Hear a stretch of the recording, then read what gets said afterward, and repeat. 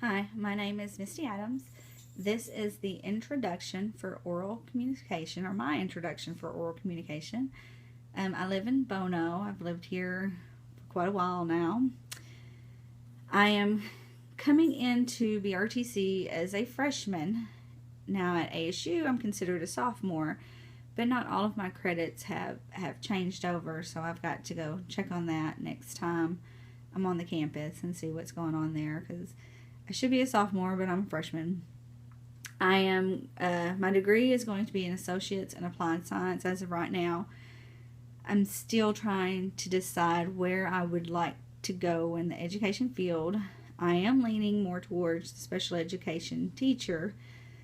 That's where I've been for the last 9 years. I've worked at Hoxie High School in the special ed department as a paraprofessional.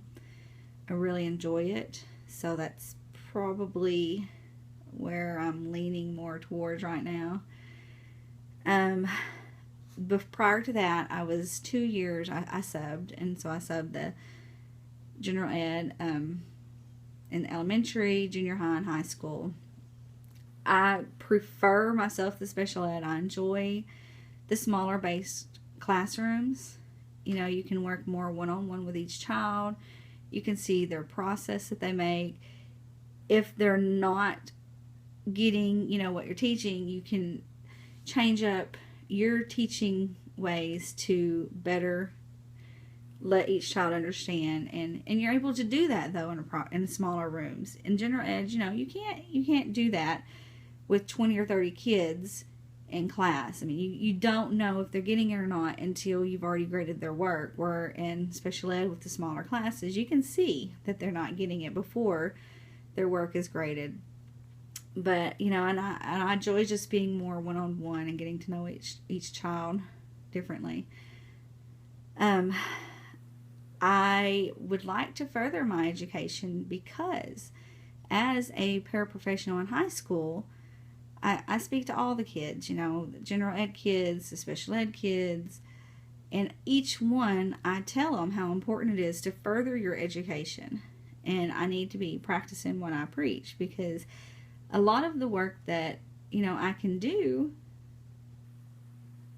without that degree, I'm not getting the extra pay. And I think I deserve that, and I think my family deserves that as well because, of course, whatever you make, the family's gonna be making also. I Prior to working at school, I stayed home with my daughter after she was born, and I did a little bit of odds and end work. I babysat. I worked at the deli at Hayes in Jonesboro. And then before that, I've been married to my husband. We've been married for 17 years. So before that, even I worked at Sonic, and that's where I met him. I was married before, and he passed away, and we have a 20-year-old son together that I raised, and my son was born premature, and from all the stress, because I was 2 weeks pregnant whenever he passed away.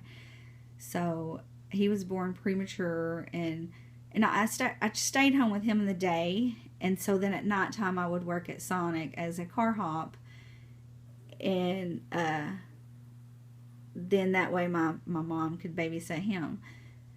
Prior to that, I worked as an assistant to a home designer.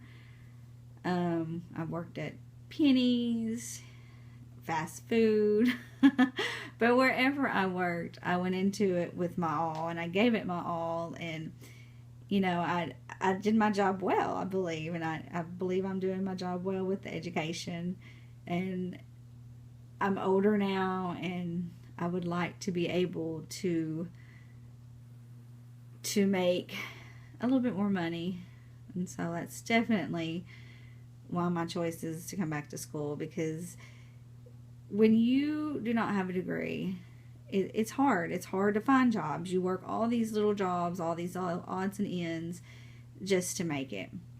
Very few people are lucky enough to find a job without a degree that that they're able to live off of. And those jobs mainly, they're hard jobs. You know, you've got to really be able to work hard to get these jobs and continue to work hard. And it's hard on your body, and it's hard on your soul. And I just really believe that you need an education to get the job that you're going to be happy with for the remainder of your working life. So that is why I've come back to school. Thank you.